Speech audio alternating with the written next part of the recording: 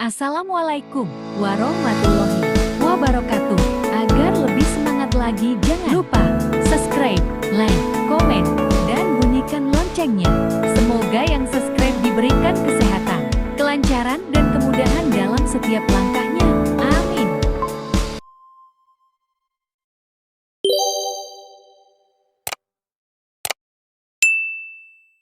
Nabi Saleh AS adalah seorang nabi yang diutus Allah SWT kepada kaum Samud di daerah Al-Hijr. Kaum Samud terkenal karena kemakmuran mereka, namun juga karena menyembah berhala dan menolak ajaran Allah. Nabi Saleh menyerukan mereka untuk menyembah Allah semata dan meninggalkan penyembahan berhala. Sebagai mukjizat, Nabi Saleh mengeluarkan unta betina dari sebuah batu besar atas permintaan kaumnya. Namun, kaum Samud yang kafir malah membunuh unta tersebut dan menantang Nabi Saleh untuk mendatangkan azab. Akhirnya, Allah menurunkan azab yang dahsyat kepada kaum Samud yang kafir. Sementara Nabi Saleh dan pengikutnya yang beriman selamat. Berikut adalah detail kisah Nabi Saleh. Kaum Samud. Kaum Samud adalah suku yang tinggal di Al-Hijr, sebuah daerah di Arab Utara yang makmur dan sejahtera. Namun, mereka menyembah berhala dan menolak ajaran Allah. Mereka juga dikenal angkuh dan zalim. Dakwah Nabi Saleh. Nabi Saleh diutus oleh Allah untuk menyeru kaum Samud agar menyembah Allah semata dan meninggalkan penyembahan berhala. Ia mengingatkan mereka tentang nikmat yang telah diberikan Allah dan bahwa mereka harus bersyukur dan beriman kepadanya. Mukjizat unta. Kaum Samud menantang Nabi Saleh untuk menunjukkan mukjizat sebagai bukti kenabiannya. Mereka meminta unta betina yang keluar dari batu dengan ciri-ciri tertentu. Nabi Saleh berdoa kepada Allah dan dengan izinnya, sebuah unta betina besar keluar dari batu dengan ciri-ciri yang mereka sebutkan. Penolakan kaum Samud. Meskipun melihat mukjizat tersebut, sebagian besar kaum Samud tetap ingkar dan tidak mau beriman. Mereka bahkan membunuh unta tersebut dan menantang Nabi Saleh untuk mendatangkan azab yang dijanjikannya. Azab Allah sebagai hukuman atas kekafiran dan pembunuhan unta. Allah menurunkan azab yang dahsyat kepada kaum Samud. Mereka ditimpa oleh guntur yang keras dan gempa bumi yang dahsyat hingga binasa.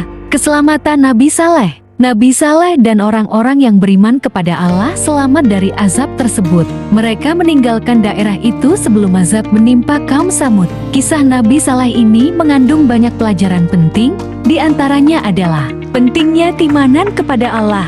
Kaum Samud menunjukkan bahwa kemakmuran dan kecerdasan tidak menjamin keimanan. Hanya dengan beriman kepada Allah dan mengikuti ajarannya, manusia dapat mencapai keselamatan. Bahaya kesombongan dan kezaliman. Kisah Nabi Saleh juga menunjukkan akibat buruk dari kesombongan, kezaliman, dan penolakan terhadap kebenaran. Pentingnya berdakwah. Nabi Saleh berjuang keras untuk mengajak kaumnya ke jalan yang benar. Ini menunjukkan bahwa dakwah adalah tugas yang penting dan harus dilakukan dengan sabar dan penuh hikmah. Kekuasaan dan rahmat Allah. Allah memiliki kekuasaan mutlak dan rahmat yang luas. Ia memberikan mukjizat kepada Nabi Saleh sebagai bukti kenabiannya, tetapi juga menurunkan azab kepada kaum yang ingkar. Kaum Samud tidak mengambil ibrah dari kebinasaan kaum Ad akibat kedurhakaan mereka kepada Allah. Kekayaan materi. Hidup dalam kemewahan dan kesenangan duniawi membuat mereka lupa diri, congkak dan menjadi para pemuja berhala. Di tengah kaum ini, Allah SWT mengutus seorang hambanya bernama Saleh AS. Maka ia menyeru mereka agar kembali ke jalan tauhid. Sesungguhnya Tuhan yang Maha Esa menciptakan kalian dari tanah, lalu menempatkan kalian di bumi dan mengangkat kalian sebagai wakilnya. Dialah yang memberi kalian segala karunia, yang nyata maupun yang tersembunyi bagi kalian. Mereka ingkar terhadap risalahnya, memperolok-olok dakwahnya dan menyimpulkan bahwa Saleh yang mempunyai akal sempurna dan pandangan yang benar. Namun apa yang dia katakan kini adalah sesuatu yang baru, aneh dan tak mungkin datang dari dirinya. Mereka mengakui bahwa Saleh seorang pemikir yang matang dan sangat bijak. Andalan mereka di dalam menghadapi cobaan dan bencana yang mungkin terjadi. Tetapi setelah ia sampaikan risalahnya, mereka mengatakan bahwa ia sedang meracau. Mereka menolak untuk meninggalkan ajaran nenek moyang mereka, yaitu menyembah Tuhan berhala. Mereka tidak mempercayai kenabian Saleh As. Nabi Saleh memperingatkan mereka yang menentangnya, bahwa ia telah menyampaikan risalahnya kepada mereka.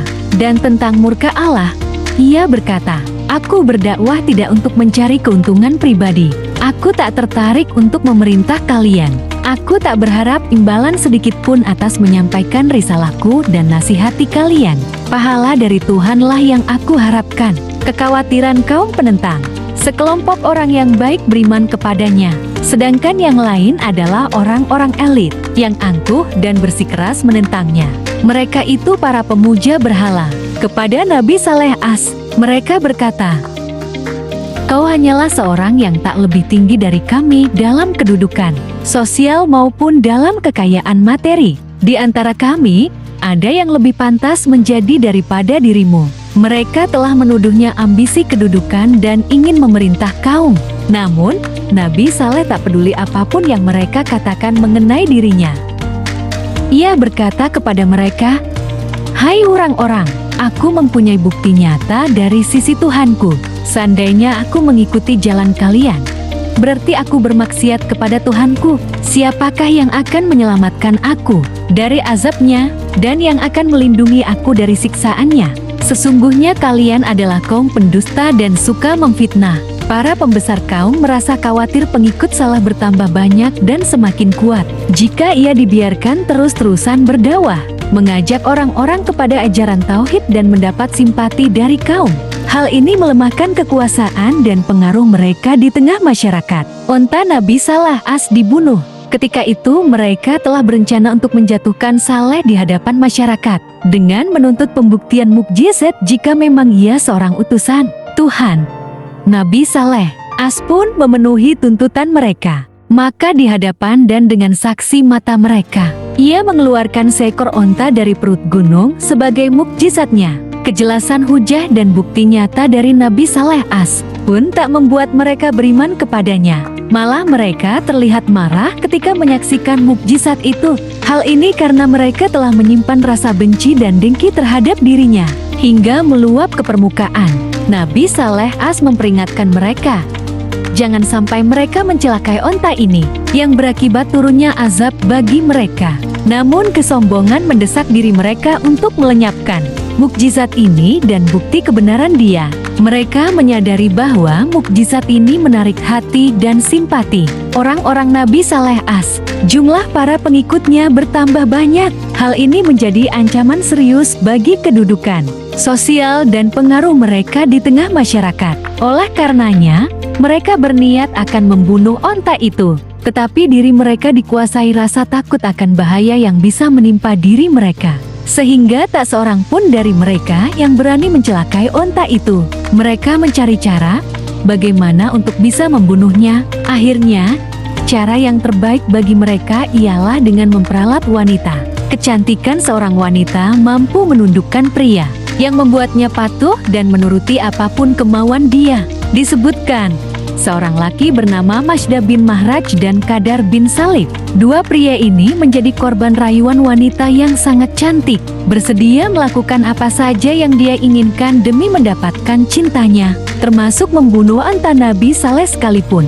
Ketika mereka sampai di tempat di mana onta itu berada, Masda melepaskan anak panah ke arahnya, dan Kadar memukulnya dengan pedang. Onta itu pun terhempas, dadanya ditusuk dan mati terbunuh.